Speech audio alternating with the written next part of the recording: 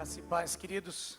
Gostaria de convidá-los a abrir as suas Bíblias lá em Atos, capítulo 20. Nós vamos estar compartilhando um pouco da palavra do Senhor, hoje pela manhã com os irmãos. Se você entrou na igreja, você deve ter recebido a revista IBB, e dentro dela você deve ter ali o esboço da mensagem, o qual você pode seguir e acompanhar aquilo que nós vamos estar tratando hoje pela manhã. Começando esse novo tema, coordenadas, momento expressivo, momento muito gostoso na presença do Senhor, de vermos aquilo que o Senhor fez na igreja primitiva e está fazendo na igreja da atualidade. Eu queria só, falando da igreja na atualidade, eu queria só relembrar aquilo que aconteceu essas semanas. Não sei se você se apercebeu de como a Igreja Batista do Bacaxiri estava ativa durante essa semana. Na quarta-feira à noite tivemos várias redes celebrando jantares românticos. Tivemos muitos casais participando. Momento precioso. Quinta-feira, queridos, fomos surpreendidos com o número de pessoas aqui para assistir o Jogo do Brasil. E juntos não só assistimos o jogo, mas tivemos 26 pessoas que aceitaram a Jesus como Salvador durante o Jogo do Brasil. Que legal, né? Não foi um jogo qualquer, né? Nós tivemos aqui sorvete, pipoca, refrigerante, campeonato de futebol com medalhas, pimbolim, olha, ping-pong, jogos de mesa. Foi um momento muito especial. E a palavra do Senhor sendo pregada. Na sexta-feira tivemos um momento precioso com o MED e tantos preparativos para o final de semana. E no sábado, ontem, que foi o dia global de evangelismo, tivemos um momento precioso ali na nossa congregação em Piraquara, onde tivemos mais de 1.100 pessoas passando pela programação ali estabelecida, que aconteceu das 9 da manhã até a noite, 8, 9 horas da noite. Tivemos lá o Linha da Vida participando, não só com o ônibus, mas com uma van. Tivemos o street e a juventude foi para lá. Tivemos um momento precioso. Alguns americanos que vieram fazer evangelismo do Brasil estavam lá conosco. E tivemos corte de cabelo, unhas, manicure, pedicure, todo aquele negócio lá. E foi um momento precioso com várias decisões para o Senhor. À noite no Job, com a banda Matizes, que já estava aqui desde ontem nos abençoando. E hoje estamos aqui reunidos na casa do Senhor. É uma maravilha, né? Quando a gente pode ver a igreja do Senhor em movimento. E essa era a igreja primitiva também. E ela nos traz, eu creio, princípios preciosos para a nossa vida. E eu queria selecionar uma pessoa, apesar de já ter falado sobre ela, apesar de talvez você já tenha ouvido falar de tantas mensagens sobre esta pessoa, que é a pessoa de Paulo.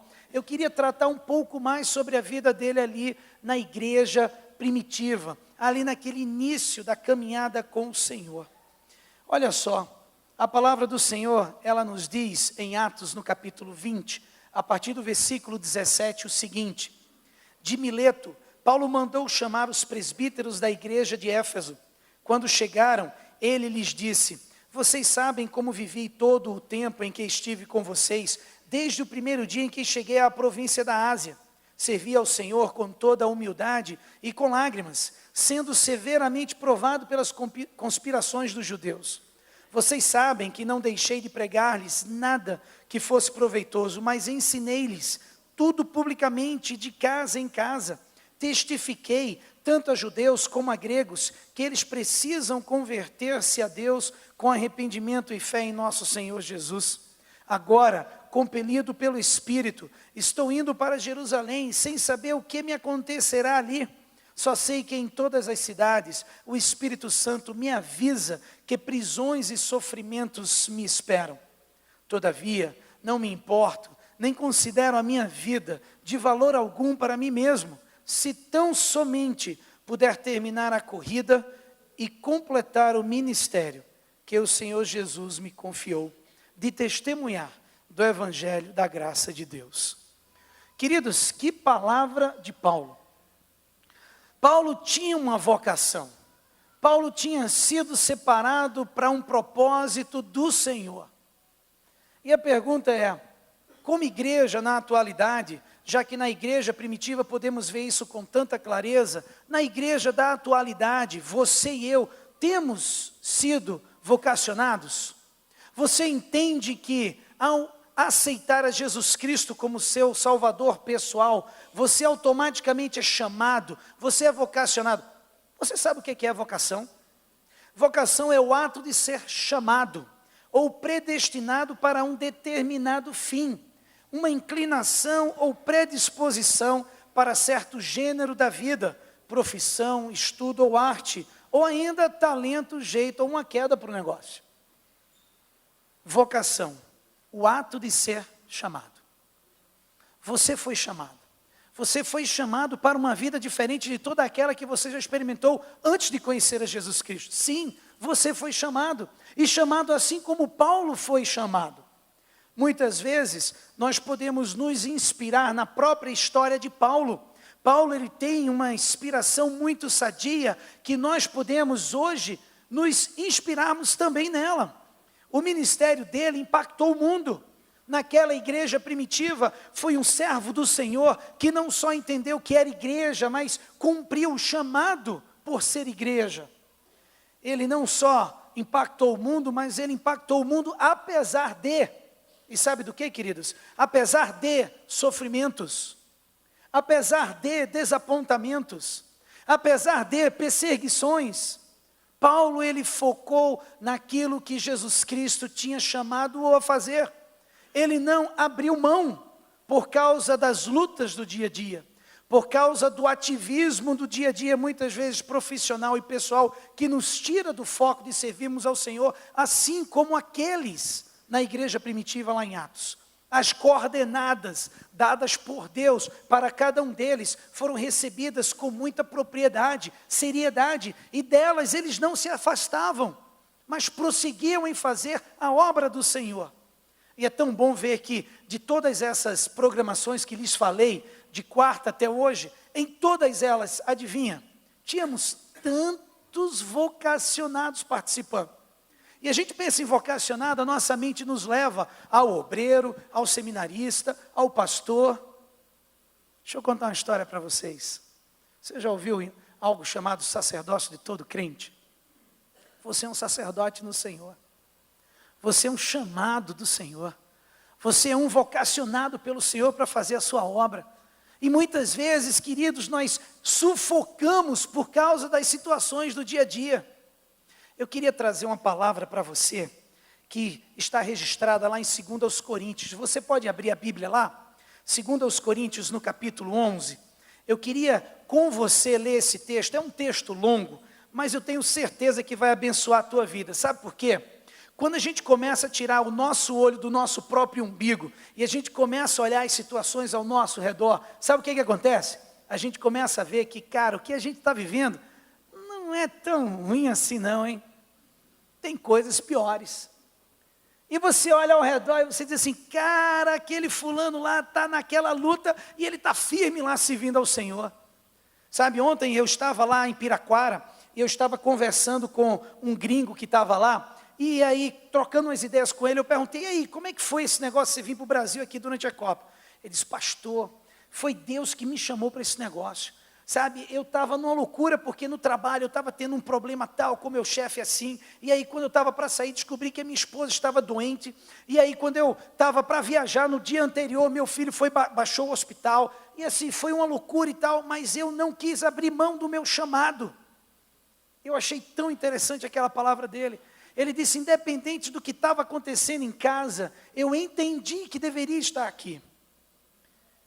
E eu fiquei me perguntando, será que eu sairia do Brasil, deixando a minha esposa doente e o meu filho no hospital?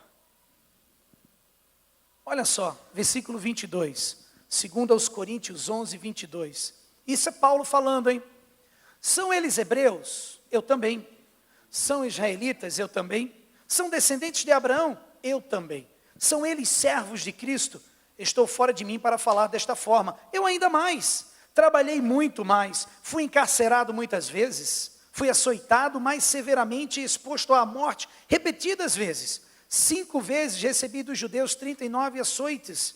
3 vezes fui golpeado com varas, 1 vez apedrejado, 3 vezes sofri naufrágio, passei uma noite e um dia exposto à fúria do mar, estive continuamente viajando de uma parte a outra, enfrentei perigos nos rios, assaltantes, dos meus compatriotas, gentios, na cidade, no deserto, no mar, dos falsos irmãos.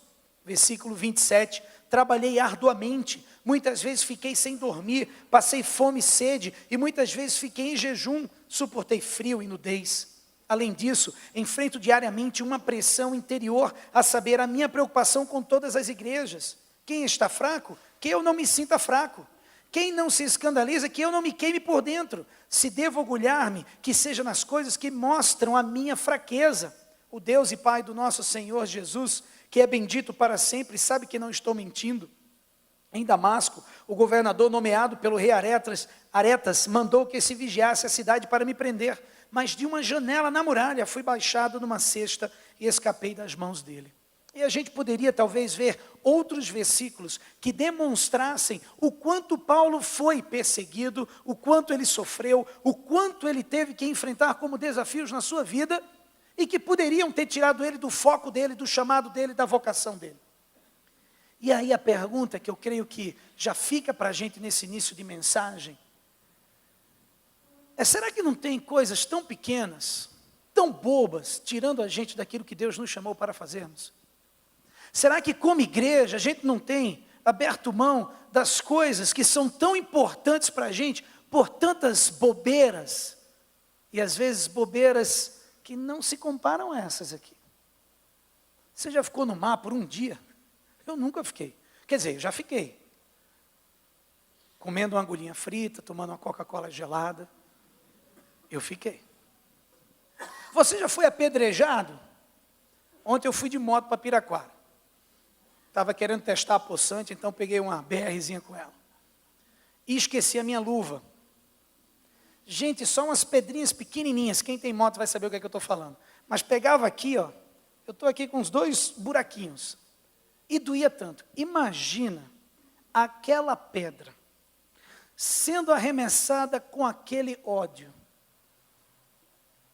Já passamos por isso? Não. A gente tem um resfriado, a gente corre da parada. A gente tem um probleminha em casa e a gente abre o pau. A gente tem uma situaçãozinha no trabalho e a gente está chorando e não vou para a igreja. Isso. E queridos, me impressiona às vezes como nós corremos daquilo que Deus nos chamou para fazermos. E quantas vezes nos acovardamos de fazermos aquilo que Deus nos chamou para fazermos. Por que Paulo mudou o seu mundo? Diante de tanta luta, por que Paulo mudou o seu mundo? Existia algo diferente no espírito de Paulo. Existia algo que transformou a vida de Paulo. 1 Coríntios 9, é um texto que vai aparecer no telão, você não precisa abrir lá, você pode acompanhar a leitura, diz assim: vocês não sabem que todos os que correm no estádio apenas ganham um prêmio? Corra de tal modo que alcancem o prêmio. Todos os que competem nos jogos se submetem a um treinamento rigoroso para obter uma coroa que logo perece, mas nós o fazemos para ganhar uma coroa que dura para sempre. Paulo, ele se inspirou nos jogos gregos, como hoje a gente pode olhar para aquela Copa do Mundo e dizer assim: cara, que dedicação desses atletas, tudo para ganhar um troféu que é passageiro. Um dia, quando a gente for dessa vida para outra, não dá para colocar o troféu, quer dizer, até que dá, né, para colocar o troféu no caixão, mas vai ficar lá, não vai para canto nenhum com a gente. A paixão de Paulo era semelhante a essa do atleta. Ele era dedicado ao ponto de sacrificar qualquer coisa em prol do chamado, da vocação dele. Eu já compartilhei isso aqui, eu acho muito legal esse princípio do Ray Kroc, que foi fundador do McDonald's. Eu acho que muitos de vocês aqui já foram no McDonald's, principalmente para comer a batata frita deles, que não tem igual. Gente, meio-dia falar sobre isso é complicado, né? Mas olha, a batata, enfim, vamos passar. Ele disse algo muito importante, não foi a batata frita, mas ele falou uma frase assim que foi muito legal. Ele disse assim: gente, para crescermos, descubra a necessidade do povo e supra, e nós vamos crescer. Descubra a necessidade e supra. Simples. Qual é a necessidade do povo? Jesus. Quem tem a resposta? Você e eu. Estamos suprindo. O reino tem tido êxito se dependesse de você e de mim, para onde é que ele iria? Essas são perguntas que precisamos fazer. E o que motivou Paulo? Paulo ele fez. Primeiro porque era diferente. Porque Deus resgatou do lamaçal do pecado, deu a ele nova vida e deu a ele uma vocação, assim como deu a você e a mim. E o que motivou Paulo? Paulo era motivado por Cristo, que deixou o exemplo. Toda a encarnação de Cristo foi evidência da filosofia de Deus em se envolver com os pecadores. Essa era a proposta de Deus. Ele queria se envolver com a sua criação. O Espírito Santo traz até hoje a continuidade desta filosofia. Se quisermos trazer diferença a este mundo, assim como Deus quis através de Jesus Cristo, precisamos nos envolver com o perdido. Precisamos apresentar para ele do Evangelho. Ontem de manhã eu estava em casa e eu estava pensando, Senhor, que preguiça de ir lá em Piraquara. Eu estava com uma preguiça enorme. E aí eu estava parado e eu disse assim, cara, já pensou se todo mundo tivesse preguiça agora? Não ia ter trabalho em Piraquara. Eu me levantei, deu tempo até de limpar minha moto para não chegar lá, né, com a moto suja, e fui embora. Por quê? Porque Deus tinha um propósito. Voltei de lá voando, cheguei em casa, tomei um banho e vim aqui para o job. E aqui nós tivemos um momento precioso de adoração e palavra. Sabe, cansa? É óbvio que cansa. Até a voz está indo embora. Mas e daí? E daí? 120% para o Senhor, não pode ser menos do que isso. O que motivava Paulo era que Cristo deu o exemplo para ele. E ele tem dado exemplo para você e para mim. E o problema é como é que nós estamos respondendo a isso. Olha só, Paulo não era só motivado pelo exemplo de Cristo, mas Paulo ele era motivado por um evangelho que era dado de graça e por uma mensagem que transformava a vida do homem. Hebreus, capítulo 4, versículo 12, diz assim, pois a palavra de Deus é viva e eficaz, e mais afiada que qualquer espada de 2 gumes, ela penetra até o ponto de dividir a alma e espírito, juntas e medulas, e julga os pensamentos e intenções do coração. Ele era motivado por esse evangelho que transformava a vida, ele sabia, sabe por quê? Porque tinha transformado a dele. E queridos, deixa eu enfatizar algo, a verdadeira transformação te leva a transformar. Se você não está vivendo um processo de transformação na sua vida e não está transformando a sociedade ao teu redor, tem algo errado nesse processo e precisa ser consertado. Porque se não estamos transformando a sociedade, tem algo errado com o processo de transformação na nossa vida em primeiro lugar. Paulo ele foi transformar a sociedade porque em algum momento da sua vida, e esse foi aquele encontro na estrada para Damasco, ele foi transformado. E foi assim com todos da igreja primitiva. O Senhor ia dando as coordenadas, e Paulo, e Pedro, e tantos outros iam caminhando dentro daquilo, não abrindo mão mesmo diante das perseguições, do sofrimento e tantas outras coisas. E queridos, eu queria que você não perdesse a essência do que o Evangelho nos traz. Eu compartilhei uma vez na igreja, um tempo atrás, sobre um colega meu, que estava fazendo a tradução de um americano. E eu achei muito interessante, porque algumas vezes, quando você traduz pessoas, né, você perde um pouco na tradução. Porque às vezes não dá para traduzir palavra por palavra, então você pega o contexto e você traduz. Né? Quando você às vezes não entende, o cara fala muito rápido, você não tem um retorno, ou o cara não tem o inglês como a primeira língua, você tem que ajustar. Né? E de vez em quando o cara não prega bem, é até bom, porque você corrige as coisas e vai no caminho, né? Você vai fazendo a mensagem ali um pouquinho diferente, né? Você deixa ela bem bíblica. Mas eu lembro de uma história, de um amigo meu, que era amigo meu ali quer dizer, ainda é amigo meu, não morreu, está lá vivo, mas ele era ali da Igreja Batista do Boa Vista, e a gente conversando uma vez, ele estava traduzindo um outro companheiro lá, e aí a palavra anointed apareceu, né? O anointed significa ser ungido, né? Mas naquela pressa, na tradução, ele disse que o irmão tinha sido untado, e não ungido, sabe? E na hora todo mundo, quer dizer, quem sabia inglês parou, olhou para ele assim, e ele olhou para a gente, e ele estava tentando pensar na palavra, mas não saía. E ele repetiu, não, o irmão foi untado. Eu disse, agora coloca na panela e frita, né? Porque o irmão foi untado. Mas queridos, quantas vezes nós perdemos esse processo, e nós perdemos a essência da palavra. Você lembra o que é a adoção? É bíblico. Você lembra dessa história de adoção? Que você hoje é co-herdeiro com Cristo. Tua vida foi transformada, irmão. Você é co-herdeiro com Cristo. Lee Strobel, ele conta uma história muito interessante. Ele fala de uma menininha num orfanato, que era uma menininha de feições deformadas. E por isso havia uma rejeição tremenda para a sua adoção. E conta que um casal, no lado oposto do país, foi movido pelo Espírito Santo a fazer uma viagem atrás de uma menina para adotar.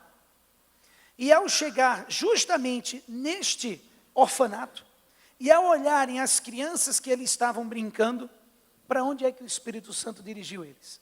Para essa menininha. Foi ali que aquela criança teve a oportunidade de ser adotada, de sair daquele orfanato, de poder ter um momento agora em família. Adoção. Quando a gente olha para mim, para você, talvez nós não sejamos deformados fisicamente, mas nós muitas vezes somos deformados espiritualmente, por causa do pecado em nossas vidas. E quando Jesus olha para a gente, como fala lá em Romanos 5,8, Ele não olha para a gente com aquele olhar de desprezo, pelo contrário, mesmo sendo pecadores, Ele ainda nos amou ao ponto de se entregar numa cruz por nós. Para quê? Para nos vocacionar a levarmos a palavra do Senhor. Não é para ser seminarista, não é para ser pastor, é para levar a palavra do Senhor onde quer que você esteja, a fazer a obra do Senhor, a servir ao Senhor. Você lembra dessa palavra adoção? Não perde a essência dela, não. Você lembra da palavra perdão? Lembra dessa palavra? Perdão. Eu lembro de uma história de um pastor que, toda vez que ia ter batismo na igreja dele, ele pedia aos membros, aos futuros membros no caso, porque era uma igreja batista, né, aos futuros membros que ali iam se batizar, que escrevessem numa folha de papel os seus pecados, aqueles que eles lembravam, e que pregassem ali na porta do batistério, pá, para dizer assim: Jesus morreu por esses pecados. E uma menininha chegou lá, uma jovem adolescente, ela chegou e ela escreveu no papel aquilo que marcava o coração dela, e uma das coisas que ela escreveu é que ela tinha praticado um aborto. E ela colocou naquela folha, pregou naquela porta, e ela, com ela mesma, estava numa luta, dizendo: Senhor, o que as pessoas vão pensar de mim?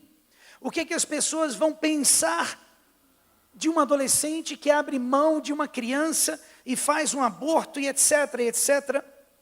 E foi interessante que as pessoas estavam sendo batizadas, mas na hora dela, o pastor parou, olhou para ela e disse assim: você pode sentir o amor de Deus? Foi esse amor que perdoou você de tudo aquilo que você fez. Tudo o que você tinha feito. Ele não mencionou o nome do pecado, mas bastou a lembrança de que somos perdoados em Cristo Jesus. Jesus, Ele levanta o peso do pecado dos nossos homens, nos nossos ombros, e Ele assume tudo isso naquela cruz. Queridos, não esqueça o significado da palavra perdão, porque esse perdão nos move a vivermos a vocação para a qual fomos chamados, de compartilhar desse amor com outras pessoas. Você lembra da história da redenção? Lembra dessa história?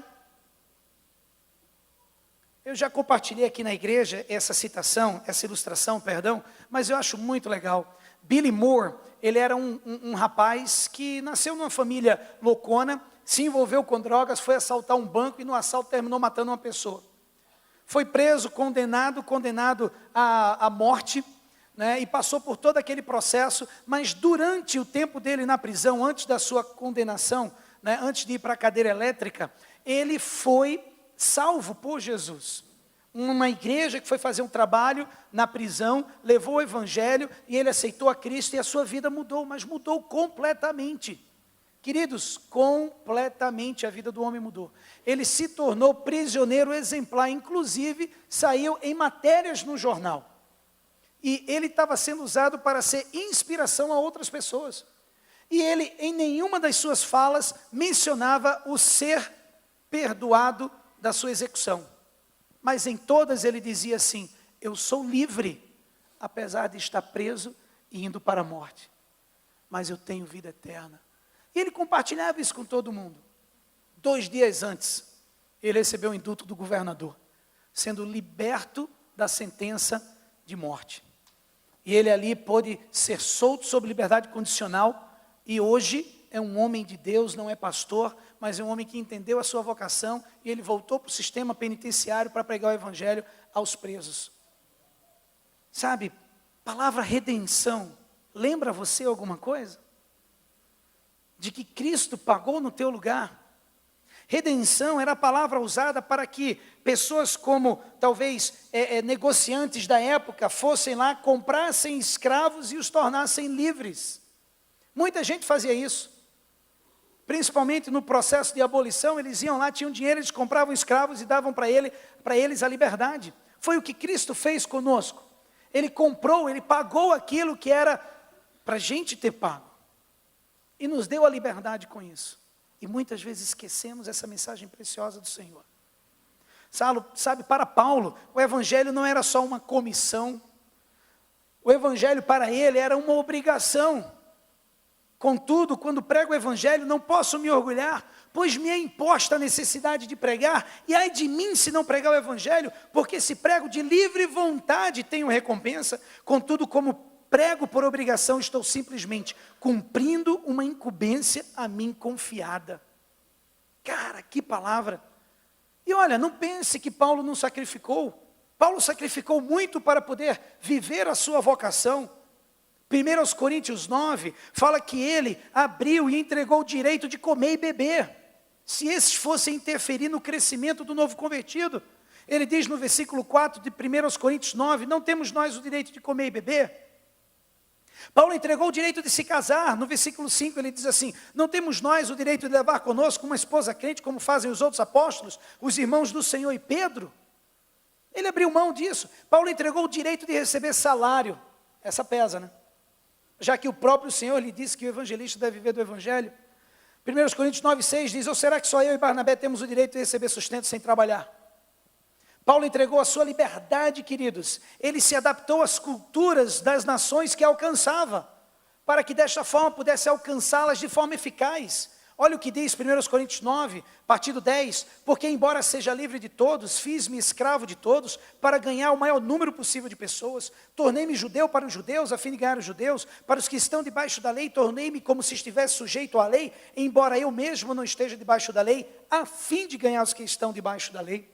Para os que estão sem lei, tornei-me como sem lei, embora não esteja livre da lei de Deus, e sim sob a lei de Cristo, a fim de ganhar os que não têm lei.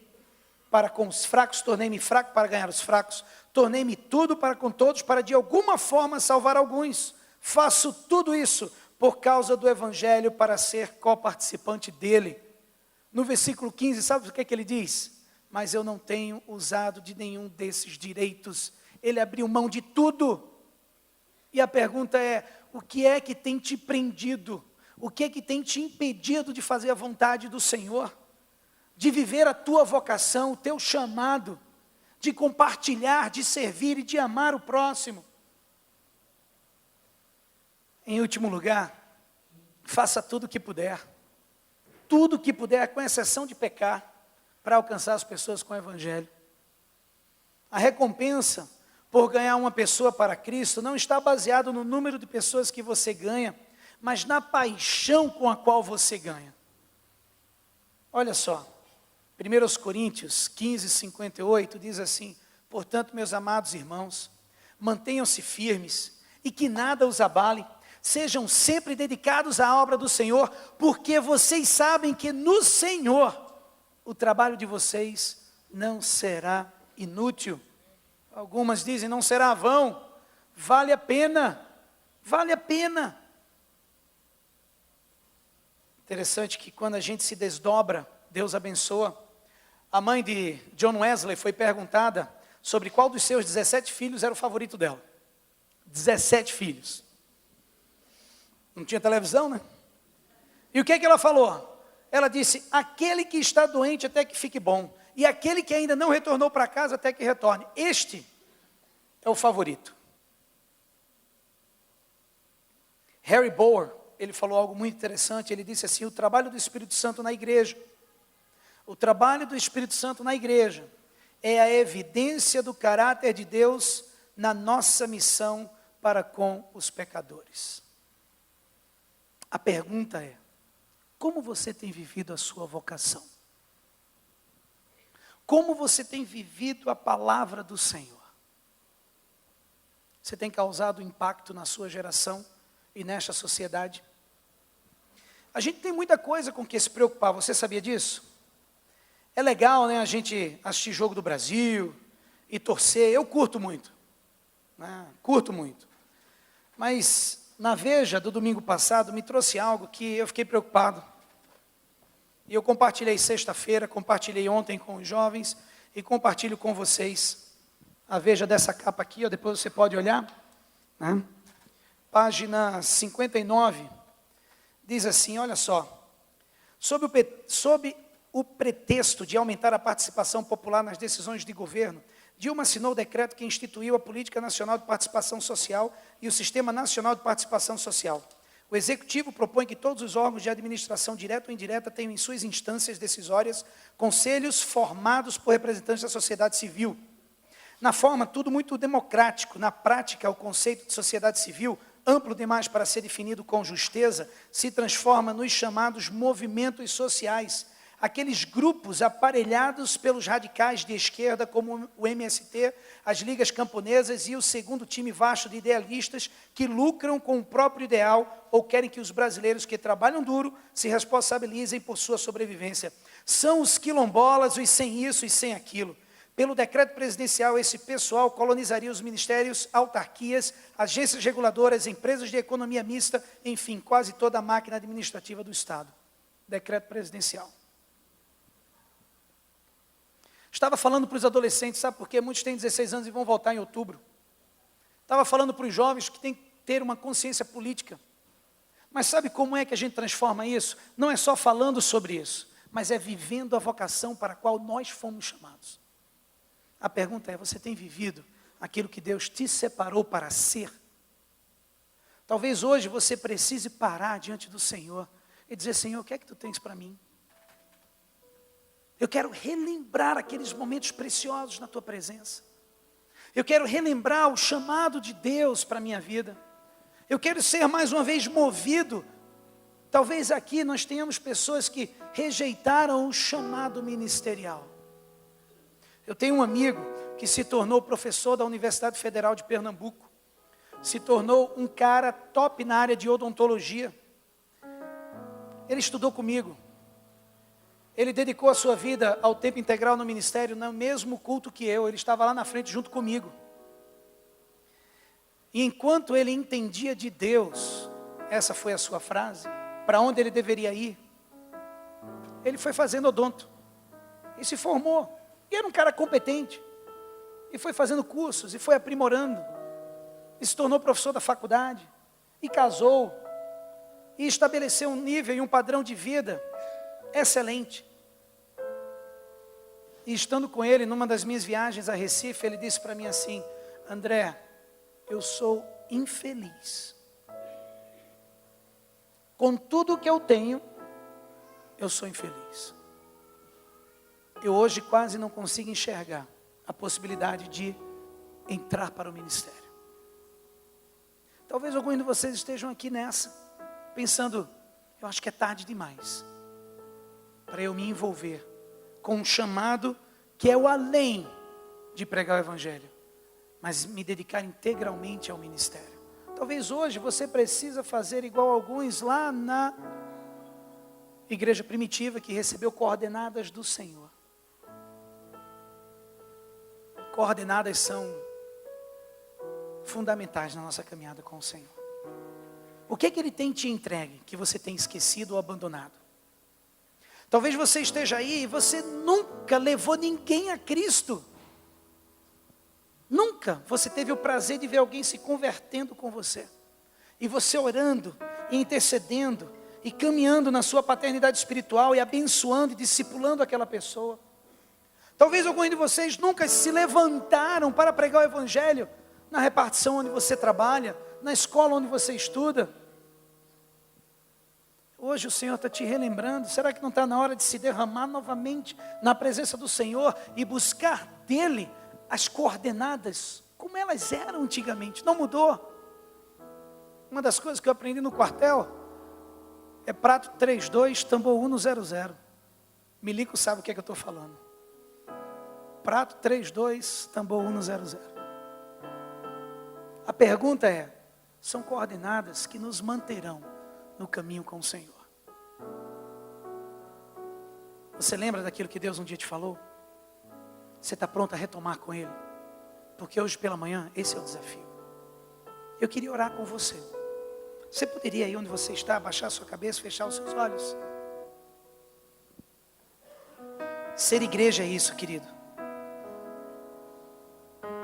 Talvez hoje você precise de uma entrega completa ao Senhor. Talvez você, adolescente, precisa dizer, Senhor, eu quero receber as tuas coordenadas hoje. Talvez você, jovem, tenha que dizer, Senhor, eu estou no meio do caminho, mas eu quero essas coordenadas hoje para a minha vida. Talvez você, adulto, vai estar dizendo, Senhor, eu estou bem distante daquilo porque eu escolhi outras coordenadas, mas hoje eu me disponho a ouvir as coordenadas do Senhor e mudar o meu caminho e a minha direção e me tornar uma outra pessoa que vai ouvir e seguir a vocação para a qual fui chamado. Converse com o Senhor agora, se você puder, por favor. Esse é um momento entre você e Deus. Deus me usou para trazer a palavra. E o Espírito Santo agora vai fazer a obra em teu coração. Não se preocupe o que, como, quando. Busque. Foi falado aqui hoje pela manhã, busque ao Senhor e ao seu reino em primeiro lugar. E todas as outras coisas vos serão acrescentadas. Jesus, tu conhece o teu povo.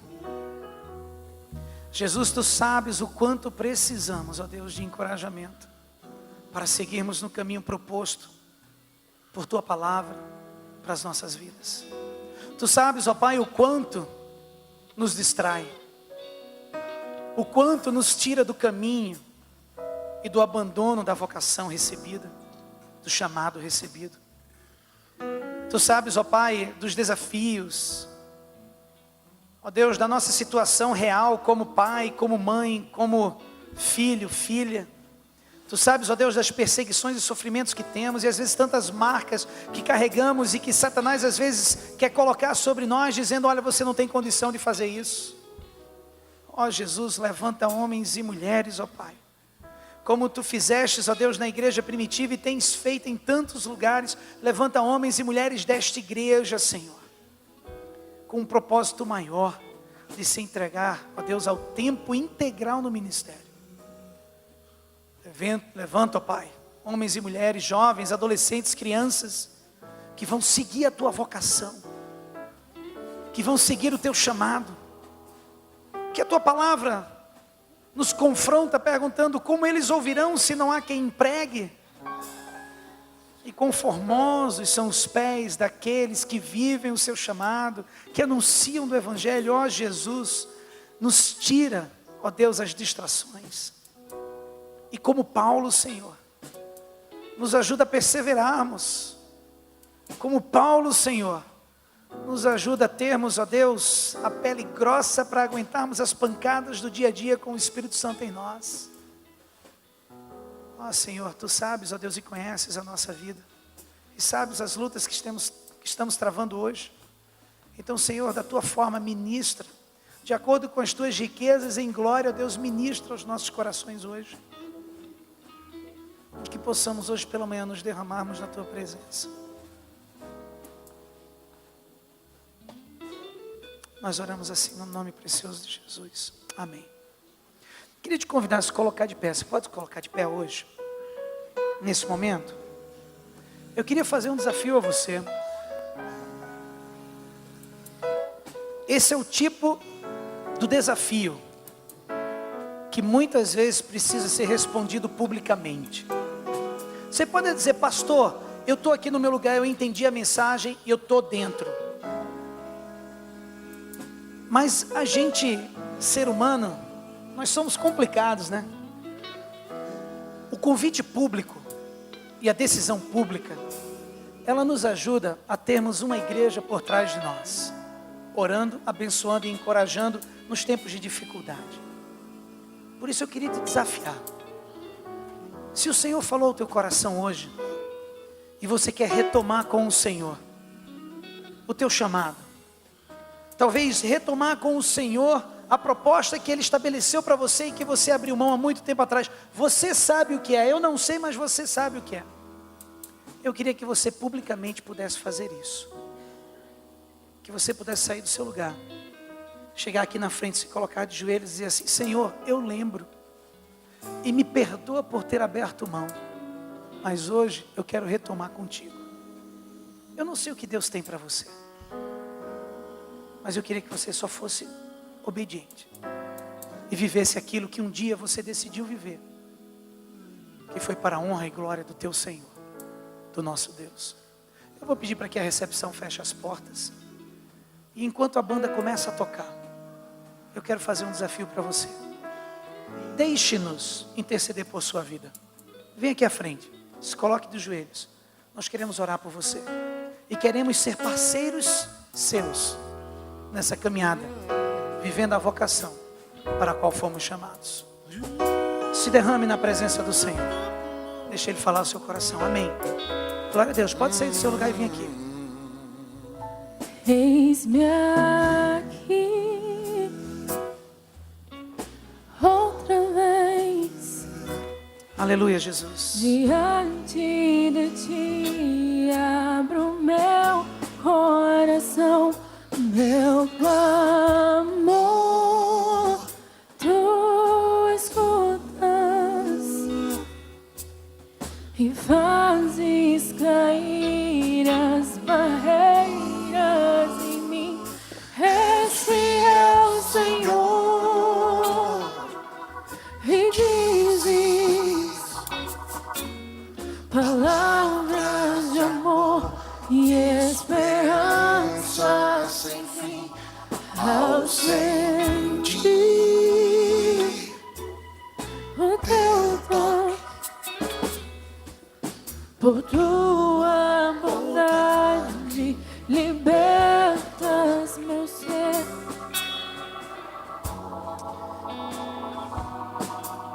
Eu quero que você ore mais um pouquinho. A gente vai se derramar já já na presença do Senhor, mas eu queria que você orasse um pouquinho agora. Talvez você seja líder de célula e Deus está querendo chamar você para algo mais. Às vezes nós temos, e o Espírito Santo estava me incomodando para falar isso, eu não sabia como falar, mas eu vou falar.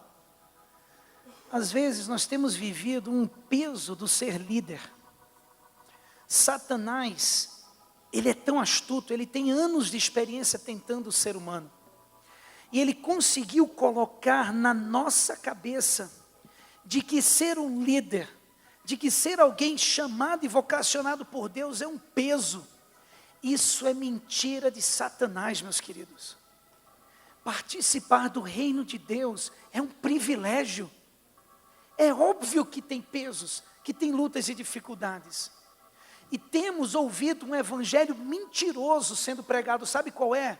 De que, olha, se não está tudo bem é porque você não deveria estar ali. Você viu o que lemos de Paulo? Pelo que ele sofreu? Será que Paulo poderia chegar para Jesus e dizer assim: ah, Jesus, eu não preciso estar aqui porque é muito sofrimento, eu acho que eu estou no lugar errado, eu acho que eu não estou no centro da tua vontade. Paulo não disse isso. Ele tinha um contrato com Deus. E ele viveu aquilo. Ele não pensou: ah, é muito peso para mim. Ele não pensou: ah, eu acho que eu não estou no centro da vontade de Deus, porque são tantos problemas. Queridos, se fosse assim, tchau, tchau, pego minha Bíblia e vou-me embora. Porque não vale a pena para nenhum de nós se for assim. A gente vai cantar novamente essa música lá do início. E eu queria desafiar você. Talvez você esteja aí relutando por um convite que foi feito de um dos líderes da igreja para você assumir uma postura de liderança como um líder estratégico, um discipulador. Talvez você esteja aí dizendo: pastor, não sei, eu não vou conseguir, eu não vou. Querido, abra o seu coração. Deixe que o Espírito Santo faça o impossível. Pertence a Ele, não a mim, a você. O que cabe a nós é uma entrega completa, só isso. Então eu queria te desafiar. Receba esse desafio do Senhor, não é de mim não. E ao cantarmos, saia do seu lugar e vem aqui. Eu não estou vendo um adolescente aqui, cadê? Cadê os adolescentes aqui? Você não vai responder o chamado do Senhor para a sua vida, meu irmão? É você que está lá atrás. Jovem, cadê você? Você só fala de impactar a sociedade na hora de agir. Para onde vai? Sentado na cadeirinha? Só vem a nós, nada do vosso reino. A palavra de hoje, queridos, é para que nós sejamos enquadrados. Não é palavra para aquecer o teu coração e mimar os seus gostos, mas é para nos desafiarmos. Então sai do seu lugar e vem aqui. Líder de célula, você está aí, vem orar pelo membro da sua célula que está aqui. Tem muita gente, não tem pastores suficientes. Você, líder, sai do seu lugar e vem aqui orar. Enquanto estamos cantando, deixa Deus falar o teu coração, meu querido, e receba com amor essa palavra. Não é com raiva não, receba com amor. A gente faz isso porque a gente quer que você esteja no centro da vontade de Deus, é com amor.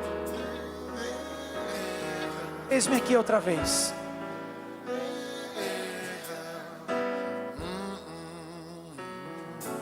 Eis-me aqui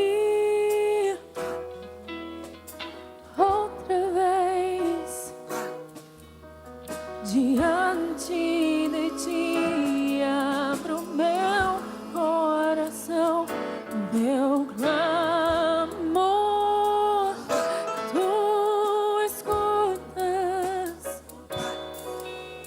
e fazes cair as barreiras em mim. Este é o Senhor, e dizes palavras de amor e esperança sem fim. Não senti o teu amor por tua bondade, libertas meu ser no calor desse lugar. Eu venho me derramar, dizer que te amo, me derramar, dizer te preciso, me derramar, dizer que sou grato, me derramar, dizer que és famoso, me derramar, dizer que te amo, me derramar, dizer te preciso, me derramar, dizer que sou grato, me derramar, dizer que és famoso. Senhor Jesus, tu conheces o íntimo do nosso ser. Tu conheces as nossas limitações, ó Pai.